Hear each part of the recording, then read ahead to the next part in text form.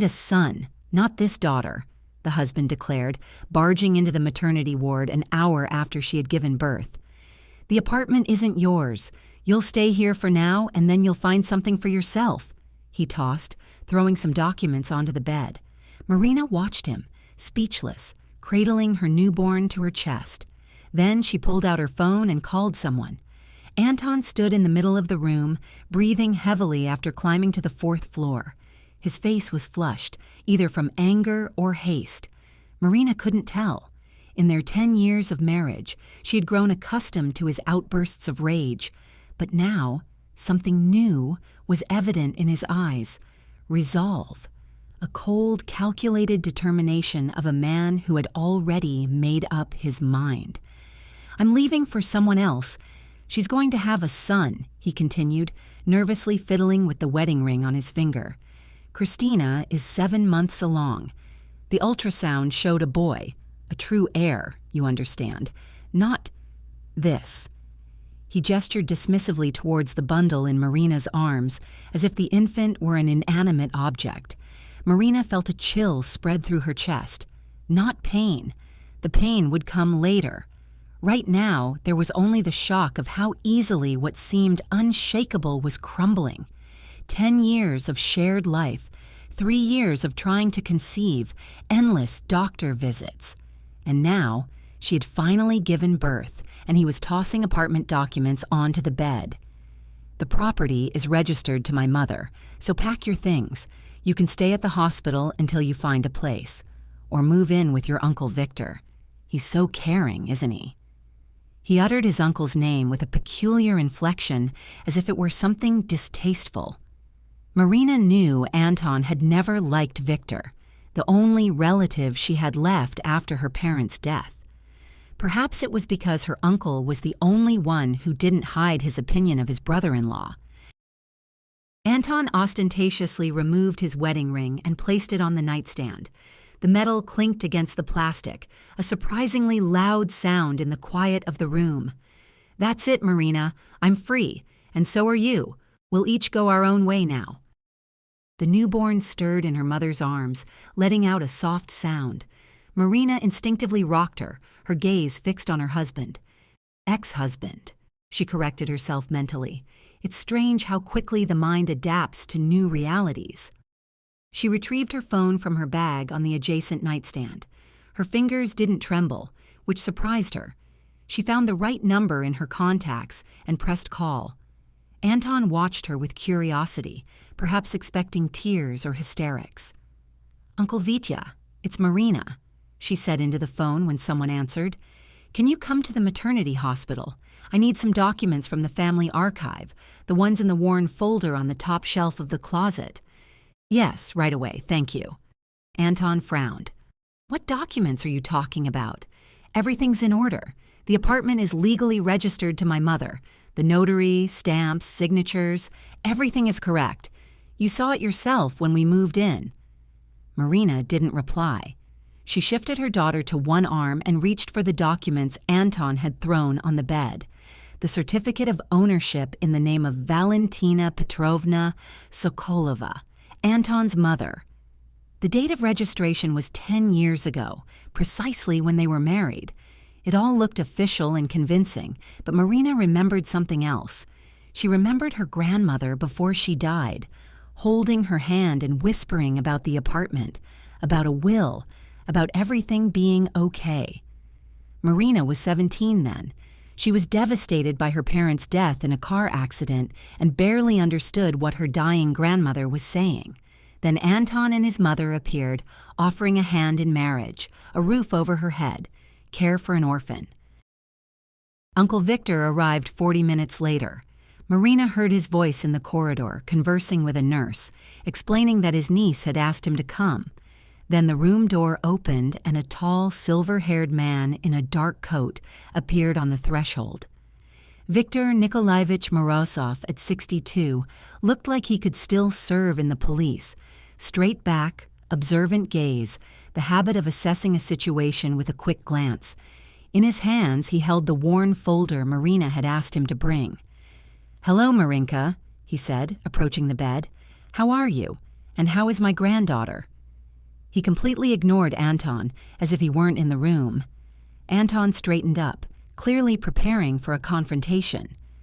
"Viktor Nikolaevich, why have you brought some archive? I'm afraid it won't help. The apartment is legally registered to my mother. All the documents are in order." Uncle Victor finally turned his attention to him, looking for a long, thoughtful moment, like experienced investigators assessing suspects. Then he opened the folder and pulled out a yellowed sheet of paper. "The will of Ekaterina Ivanovna Morozova," he said calmly, placing the document on the bed next to Marina. "Drawn up 20 years ago, notarized. According to this will, the apartment at Sadovaya Street, Building 15, Apartment 23, becomes the property of granddaughter Marina Viktorovna Morozova upon her reaching the age of majority." Anton snatched the will and began to study it feverishly. His face gradually grew paler. But how? Mother said the apartment was sold and then bought back, that the old woman left no will. "Your mother said many things," Victor replied, pulling a worn identification card from his pocket. "Colonel of retired police, Morozov. I think it's worth checking the authenticity of the documents you brought, and at the same time, finding out how an apartment willed to my niece ended up registered to a stranger." Silence fell in the room. Anton stood with the will in his hands, and Marina saw the emotions flicker and change in his eyes. First disbelief, then understanding, then something akin to panic. He grabbed his phone and started dialing. Mom, there's some kind of mix-up with the documents," he said into the receiver, turning towards the window. "Marina's uncle brought some will. He says the apartment should belong to her. What does that mean?"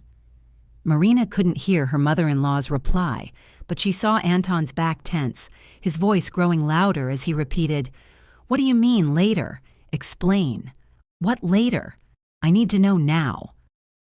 Meanwhile, Uncle Victor was photographing the documents Anton had brought.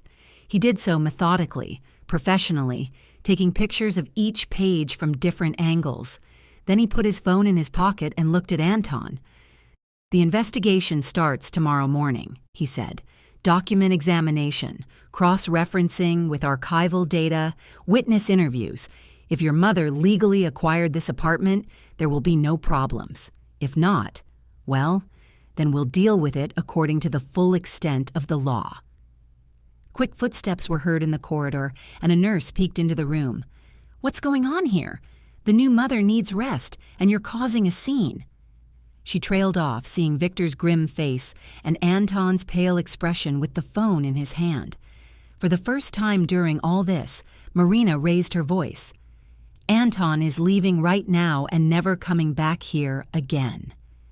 Her voice was calm, but it held a firmness Anton had never heard from her in 10 years of marriage. He turned to her, and something akin to surprise flickered in his eyes. "Marina, you don't understand. This is all a misunderstanding. Mother will explain everything, and we—" "Leave," she repeated, "and take your documents with you. I don't need them anymore." Anton stood for a few more seconds, then abruptly turned and headed for the door. He stopped at the threshold and looked back. "You'll regret this, Marina. You and your uncle. We won't let this go." The door closed behind him, and silence descended on the room. Only the soft breathing of the newborn and the sound of rain outside could be heard. Uncle Victor walked to the bed and gently touched his niece's hand. "What will you name the baby?" he asked quietly. "Sophia," Marina replied, looking at her daughter. "Wisdom. I think she and I will need a lot of wisdom." A storm was brewing outside. The first lightning flash illuminated the room with a bright white light. In that light, Marina's face looked determined and serene. She held her daughter close and whispered, "Welcome to the world, Sophia. We'll manage." In the morning, Anton burst into the room with a young, pregnant woman. Marina immediately knew this was Christina, the future mother of his heir. The girl was about 10 years younger than Marina, with long blonde hair and an expensive mink coat that was clearly worth more than Marina spent on clothes in a year. Christina ostentatiously stroked her rounded belly and looked at Marina with thinly veiled condescension. "So, this is the wife who couldn't have a son," she said, her voice full of false sympathy. "Anton told me everything. What a pity you couldn't save your marriage." Marina quietly nursed Sophia, not looking up at the uninvited guests. She felt a wave of anger rising within her, but forced herself to remain calm. Her daughter was more important than any emotion, any confrontation. "Soon I'll give Anton a real heir," Christina continued, adjusting her coat. "The ultrasound confirmed it's a boy. Imagine what happiness that is for a man, to have a son, a successor, the bearer of the family name." Anton stood beside her, nodding, but Marina noticed he didn't look as confident as he had yesterday. Apparently, the conversation with his mother hadn't reassured him. His eyes darted around, his hands nervously fidgeted with the edges of his jacket. He had clearly not come here just to show off his new companion. "Marina, we need to talk," he said finally, "about these documents your uncle brought. Mother explained the situation. There's some confusion with the dates, but it's all resolvable if we act reasonably." At that moment, the door to the room opened and Uncle Victor entered, accompanied by a short man in glasses and a dark suit. The stranger carried a metal briefcase and looked like a typical bureaucrat or expert. "Good morning, Marimka," Victor greeted, surveying those present. "I've brought a specialist. Andrei Sergeyevich is a forensic expert. He's been working with documents for 20 years and will help us clarify the authenticity of the papers." The expert nodded silently and began to take various instruments from his briefcase: a UV lamp, a magnifying glass, some chemical reagents. Anton and Christina exchanged glances. Clearly, they hadn't expected such a serious approach to the verification. "May I see the documents you showed yesterday?" the expert asked Anton, for a comparative analysis with the will provided by Viktor Nikolaevich. Anton reluctantly took the certificate of ownership in his mother's name from his pocket. The expert carefully took the documents, placed them under the UV lamp, switched it on, and strange smudges and lines immediately became visible on the paper under the purple light. "Interesting," Andrei Sergeyevich muttered, leaning closer. "There are clear signs of mechanical manipulation here. Do you see these light streaks? Those are places where there was erasure, and here the seal has been repasted. The glue glows differently under UV light." Christina let out a nervous laugh. "What are you talking about? What erasure? This is an official document, notarized. Everything is honest with us. Everything is legal." The expert paid no attention to her, continuing to examine the document. He took out a camera and began taking pictures from different angles, documenting every detail. Then he took the will that Victor had brought and placed it under the lamp as well. "And this one is clean," he stated. "The paper matches the age of the document. The ink hasn't been tampered with. The seals are genuine.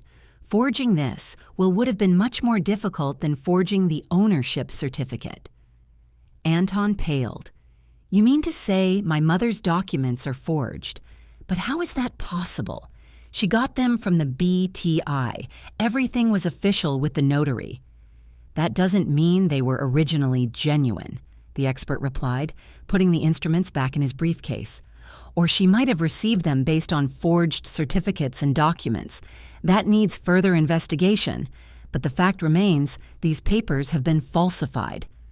Quick footsteps and loud voices were heard in the corridor. The door flew open and Valentina Petrovna, Anton's mother, stormed into the room. Behind her walked a man in an expensive suit with a leather briefcase, clearly a lawyer. "What is going on here?" the mother-in-law shouted, seeing the expert with the documents. "Who gave you the right to dig through our papers? This is an invasion of privacy, a violation of property rights." She was in a state of extreme agitation. Her hair was disheveled, her makeup smeared, her hands trembling. Apparently, a sleepless night and stress had taken their toll. The lawyer tried to calm her, but the woman didn't listen. "Marina," she screamed, pointing a finger at the bed. "Ungrateful orphan. We took you in, gave you a roof over your head, and now you want to take our apartment from us. Who would you be without us? You'd be living in an orphanage." Uncle Victor stepped between his mother-in-law and his niece's bed. "Valentina Petrovna, I advise you to calm down. We are acting within the law, checking the authenticity of the documents. If everything is honest with you, then there's nothing to fear." "Honest? How dare you?" the woman shrieked and unexpectedly lunged at Victor with her fists. "I've worked honestly my whole life. I did everything for my son, and you're here with your checks and examinations."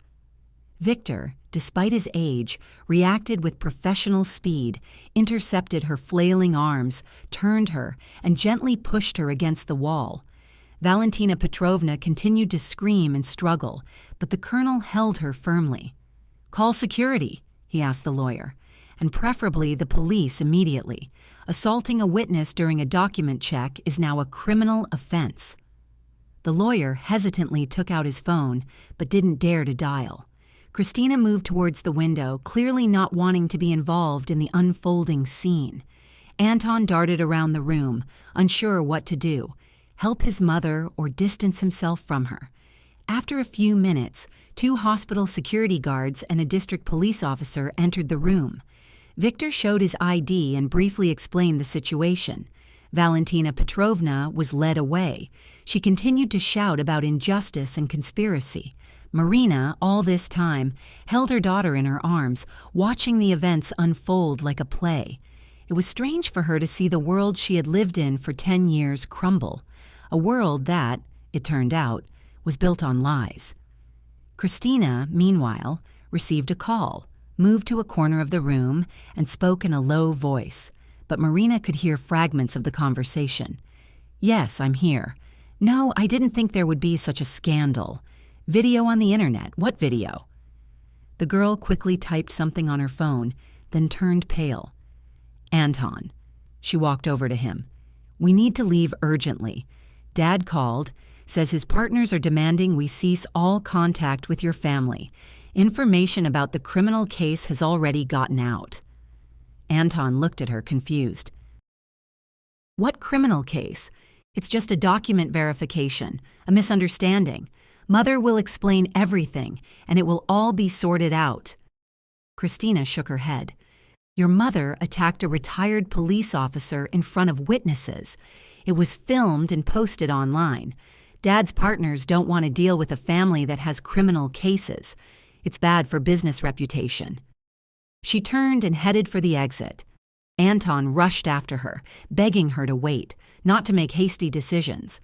Their voices faded in the corridor, then the sound of an elevator door slamming shut was heard. The expert, meanwhile, had finished his work and was packing his instruments. "The report will be ready tomorrow," he informed Victor. "But I can already say the documents are definitely forged. Moreover, it's a rather crude forgery, designed so that no one would seriously check." Victor nodded and escorted the expert to the door. Returning to his niece's bedside, he sat down on a chair and tiredly rubbed his face. "I'm sorry, Marinka, that you had to see all this, but there was no other way. The truth had to come out." Marina shook her head. "Don't apologize, Uncle Vitya. I had to find out. Better late than never. Now I understand why Anton was so confident. He truly believed the apartment belonged to his mother." That night, Marina woke up to Sophia's crying, picked up her daughter, and began to rock her. It was dark outside, only occasional streetlights illuminating the hospital grounds. Suddenly, she saw a familiar silhouette by the window. Anton stood in the yard looking up at her window. Noticing she saw him, he began to tap on the glass and say something. Marina couldn't hear his words, but she understood from his lips' movements that he was asking her to come out, to talk. She silently walked to the window and drew the curtain. Then she pressed the nurse call button. When the duty nurse arrived, Marina asked her to call security. "There's a stranger in the yard bothering the patients." A few minutes later, shouts and sounds of a struggle were heard in the corridor. Anton clearly wasn't going to leave willingly. Then everything went quiet, and Marina realized he had been taken away. Sophia, meanwhile, had calmed down and fallen asleep in her arms. Marina stood by the curtained window for a long time, rocking her daughter and thinking about how quickly life can change. Just yesterday morning, she was a married woman expecting a child, and now she was a single mother, the owner of an apartment and a witness to a criminal case. Strangely, she felt no fear or despair, only fatigue and a calm understanding that the worst was over. A new life was beginning, her own life, where she made her own decisions. Like this video, so YouTube knows you're interested in these video stories and recommends more quality narratives. Investigator Petrova was a young woman in her 30s with cold gray eyes and a severe hairstyle. She sat at a metal desk in the interrogation room, studying the case documents. Opposite her sat Valentina Petrovna, accompanied by her lawyer, an elderly man with a weary face who clearly understood the hopelessness of the situation. "Valentina Petrovna, let's be frank," the investigator began, not looking up from her papers. The expert examination unequivocally showed forgery of the documents, traces of erasure, repasted seals, paper inconsistency with the declared age of the document. You have an opportunity to provide an explanation. The woman sat hunched over, appearing years older than she had in just a few days. Her hands trembled, her voice broke. "I didn't forge anything. The documents were given to me at the BTI. I didn't touch them. Maybe something was mixed up, but I had nothing to do with it." The investigator finally looked up and regarded her intently. "Valentina Petrovna, we found some interesting documents in the archives. 10 years ago, you approached Notary Semenov with a request to process an inheritance. At the same time, a large sum was withdrawn from your account, 500,000 rubles. What did you spend this money on?" The lawyer placed a hand on his client's shoulder, looked at her warningly, but the woman could no longer remain silent. The stress and sleepless nights had taken their toll. She was on the verge of a nervous breakdown. "I did it for my son," she gasped. "Anton deserved a better life. That girl was nobody, an orphan, no family. But my son, he's smart, talented. He needed support, a starting capital." Petrova nodded, making notes in her notepad. "So you admit to forging documents with the intent to acquire someone else's property, and the motive was to provide your son with housing." Valentina Petrovna covered her face with her hands and began to cry. "Yes, I admit it, but I didn't do it for myself. For him, for Anton, so he would have an apartment, so he could start a family, raise children. Is it a crime to want the best for your child?" Meanwhile, in another part of the city, an equally dramatic scene was unfolding. Christina stood on the threshold of Anton's apartment with 2 large suitcases. Her face was pale but determined.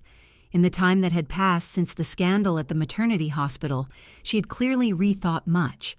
Anton opened the door wearing home clothes, a rumpled t-shirt and sweatpants. He looked terrible, unshaven for several days, his eyes red from lack of sleep. "Christina, what are you doing here? I thought you didn't want to see me." She walked past him into the apartment and placed the suitcases in the middle of the living room. "My father forbade me to see you. He said he doesn't want to deal with a family of swindlers. His partners are demanding he terminate all contracts with your firm." Anton closed the door and walked over to her. "Christina, this is all temporary. Mother will explain the situation, and everything will be sorted out. Yes, there are difficulties now, but we'll overcome them. We're in this together. We're going to have a baby." Christina pulled a small box from her purse and tossed it at his feet. Its contents spilled across the floor. It was a paternity test.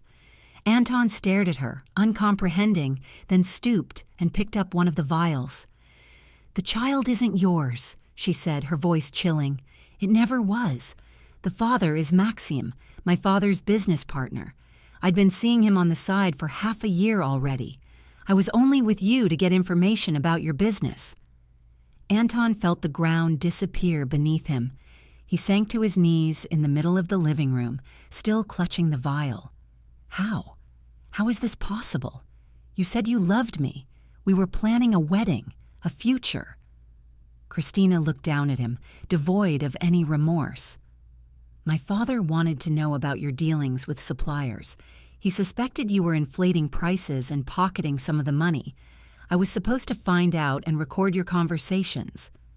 She produced a small device from her bag and placed it on the table. Everything you confessed about defrauding clients is recorded here. I imagine the investigators will find it quite interesting, especially since your mother has already admitted to fraud. Meanwhile, Uncle Victor was in the Regional Internal Affairs archives, poring over old case files. His former colleague, Major Sidorov, was assisting him in locating materials from 15 years prior. Yellowed folders detailing a traffic accident lay on the desk. Here's the file on your relative's crash, Sidorov said, opening one. The car went into a ditch on a slippery road. The braking system failed. It was attributed to the vehicle's poor technical condition at the time. Victor meticulously examined the accident scene reports and witness statements. One detail caught his attention. The sole witness to the accident was a certain Fyodorov, Pyotr Ivanovich, who lived next door to Valentina Petrovna. Who is this witness? He inquired, pointing to the name. How did he happen to be at the scene of an accident at 2 a.m. on a country road? Sidorov shrugged. Nobody questioned it back then. He said he was driving home from his dacha, saw the overturned car, and called an ambulance and the traffic police. It all seemed plausible. Victor requested Valentina Petrovna's bank records for that period. Within an hour, account statements were on his desk. On the day of the accident, the woman had withdrawn 200,000 rubles from her account, a substantial sum for those times. An interesting coincidence, he murmured. On the day Marina's parents died, her future mother-in-law withdraws a large sum, and a week later, she starts the process of becoming guardian to an orphan and gaining rights to the apartment. Sidorov nodded. Do you want me to officially reopen this case? The statute of limitations on murder never expires. If there's reason to suspect premeditated murder, the investigation can be resumed. Victor gathered the documents into a folder. Let's keep it unofficial for now. We need more evidence. But if a connection between the money and the accident is confirmed, that changes everything. The next day, Marina was being discharged from the maternity hospital. She sat on the bed, holding Sophia, awaiting Uncle Victor. Outside the window, a small crowd had gathered. Journalists had learned of the scandal and were eager for interviews. The story of document forgery and fraud had made the local news. A nurse peeked into the room. You have quite a crowd of reporters out there. They say they want to talk about your situation. Perhaps it would be best to use the service entrance? Marina shook her head. No, I won't hide. I haven't done anything wrong. Let them ask what they want. Uncle Victor arrived, accompanied by 2 of his former colleagues, burly men in plain clothes, tasked with ensuring a safe passage to the car. Victor took Marina's bags, and one of the men took the baby things. A throng of journalists with cameras and microphones indeed awaited them on the hospital steps. As soon as Marina appeared at the entrance with the baby in her arms, an onslaught of questions began. Is it true your mother-in-law forged documents? How are you feeling? What are your plans? Marina paused and looked at the reporters. I just want to raise my daughter in peace, she said. Everything else is the responsibility of law enforcement. Please don't impede our passage. Victor's former colleagues formed a human corridor, and they managed to reach the car. The journalists continued shouting questions and clicking cameras, but no one dared to physically obstruct them. As the car drove away from the hospital, Marina felt a strange sense of relief. Left behind was not just the maternity ward, but her entire former life. Ahead lay her apartment. Her apartment now, legally hers, where she would raise her daughter. The apartment greeted them with silence and emptiness. Anton had taken his belongings but left the furniture and appliances. Marina walked through the rooms, holding Sophia. Everything looked familiar, yet different. This was now her home. In the bedroom, she noticed a picture hanging askew. As she went to straighten it, she accidentally nudged the frame. The picture shifted, revealing a small alcove in the wall. Inside lay an envelope with photographs. Marina took out the pictures and gasped. They were photographs of her parents, young and happy, with a tiny Marina in their arms. Pictures she had thought lost during a move. On the back of one photograph was an inscription in her mother's handwriting. "Forgive us, darling, we'll always be with you." Tears streamed down her cheeks. So, Valentina Petrovna had not only stolen the apartment, but had also hidden the memories of her parents. For 10 years, Marina had lived in the house, with photographs of her family stored just beyond the wall, unaware of their existence. Sophia stirred in her arms, making a soft sound. Marina looked at her daughter and smiled through her tears. Everything will be different now. Now there will be a real family in this house, her and Sophia, and the memory of my parents will finally return to where it belongs. The courtroom was packed. Journalists, the curious, relatives of other defendants. Valentina Petrovna sat in the dock, handcuffed, hunched over, appearing even older than during the investigation. Her lawyer sat beside her, whispering something in her ear periodically, but she paid him no mind. The prosecutor, a middle-aged man in a sharp suit, rose and began reading the indictment. The defendant, Sokolova, Valentina Petrovna, is accused of large-scale fraud, document forgery, and unlawful acquisition of property. The total amount of damages exceeds 10 million rubles. A murmur went through the room. The sum impressed those present. It turned out Marina's apartment was not the sole victim of Valentina Petrovna's fraudulent schemes. Over the years, she had managed to deceive several other heirs, using forged documents and bribed witnesses. Anton sat in the front row, looking like a man who had experienced a personal catastrophe. In a few months, he had lost everything: his wife, his mistress, his business, his reputation. His hair had turned gray, his face gaunt, his suit hung on him like a sack. He stared at his mother with an expression of utter bewilderment. When the prosecutor finished reading the charges, the judge called for witnesses. Christina was the first. She walked to the stand with a confident stride, dressed in a tailored business suit. Her pregnancy was no longer apparent. She had had an abortion immediately after breaking up with Anton. "I met Anton Sokolov at my father's behest," she began in a calm voice. "My goal was to obtain information about his business dealings, which were harming my father's company. I was supposed to gain his trust and record his confessions of fraud." She produced a small voice recorder from her purse and placed it on the podium. "Our conversations are recorded here, where Anton discusses how he inflates prices for clients and pockets the difference. He also mentions that his mother helps him launder money through fictitious real estate transactions." Anton leaped to his feet, but a bailiff gestured for him to sit down. His face was ashen. He realized Christina hadn't just left him, she had utterly destroyed him. Now he faced not only bankruptcy, but also criminal charges. Uncle Victor was called as the next witness. He walked to the stand with a folder of documents, looking like a man who knew more than he revealed. His testimony concerned not only the forgery of apartment documents, but also more serious circumstances. "During my review of archival materials, I discovered anomalies in the case of a traffic accident 15 years ago," he began. "I'm referring to the deaths of Marina Morozova's parents, Victor and Elena Morozova. The sole witness to the accident was Pyotr Fyodorov, a neighbor of the defendant." Victor opened the folder and produced bank documents. On the day of the accident, Valentina Petrovna withdrew 200,000 rubles from her account.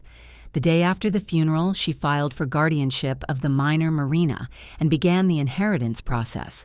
An uproar ensued in the courtroom. Journalists began scribbling notes. The judge banged his gavel, demanding silence.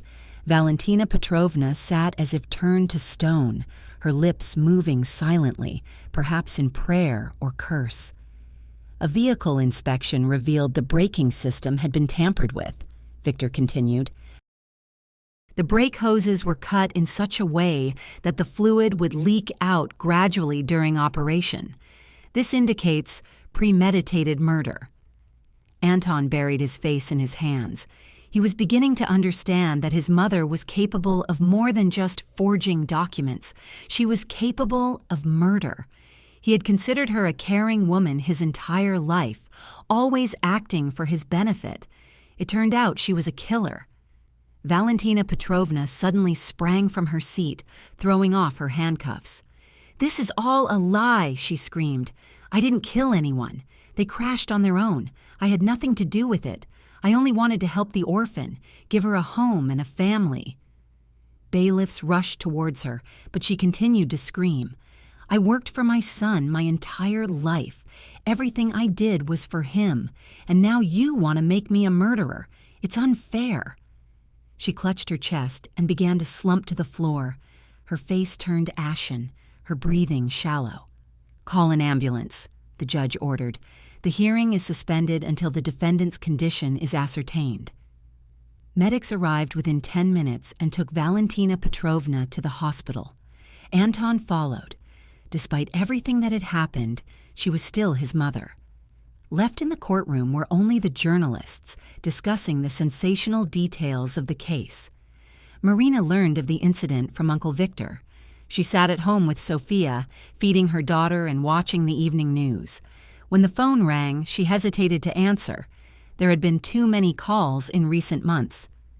"Marinka, it's Uncle Vitya," she heard his familiar voice. "Valentina Petrovna is in the hospital. A heart attack. Doctors say her condition is serious. She's asking you to come. She wants to say something." Marina was silent for a long time, contemplating what she had heard. On one hand, this woman had ruined her life, stolen her apartment, possibly killed her parents. On the other hand, she was dying and had requested a meeting. Perhaps she wanted to confess or reveal the whole truth. "I'll come," she finally said, "but I don't want to leave Sophia alone." In the hospital corridor, she encountered Anton. He sat on a bench near intensive care, his head in his hands. He looked so pathetic that Marina felt something akin to pity. This man, too, was a victim of his mother, albeit not an innocent one. "Marina," he whispered when he saw her with the stroller. "You came? I didn't think you would, after everything that's happened." He rose from the bench and took a step towards her, but she recoiled. "I didn't come for you," she said calmly. "Your mother wanted to say something. It must be important if she asked to see me before she dies."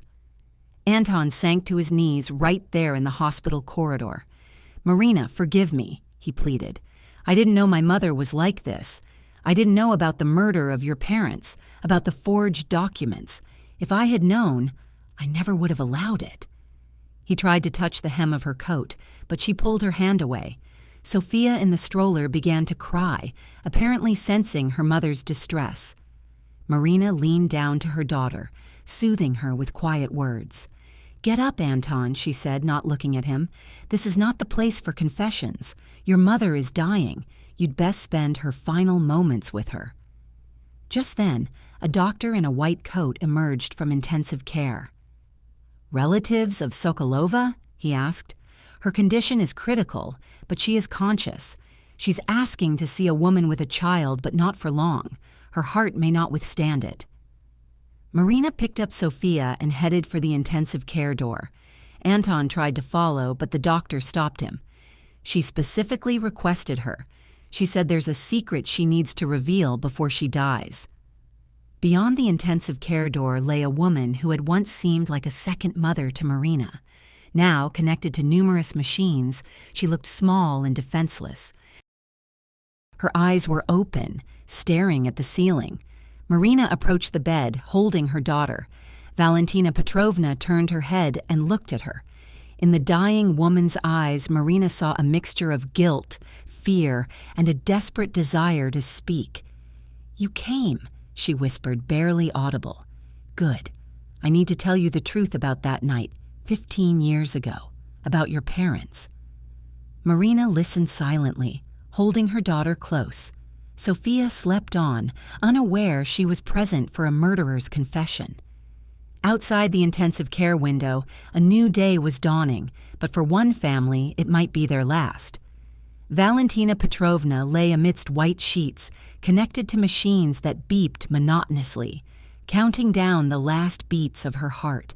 Her face was ashen, her lips tinged with blue, but her eyes burned with a feverish gleam. She looked at Marina with the child in her arms and tried to say something.